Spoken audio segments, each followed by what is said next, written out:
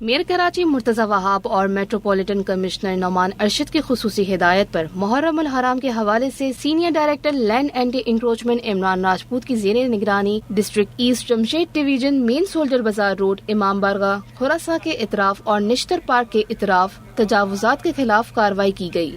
Road اور fit path پر قائم تجاوزات، ٹھیلے، پتھارے، stall, steel کے کاؤنٹر، ہوٹل کا سامان اور دیگر متعدد سامان ضبط کر لیا گیا۔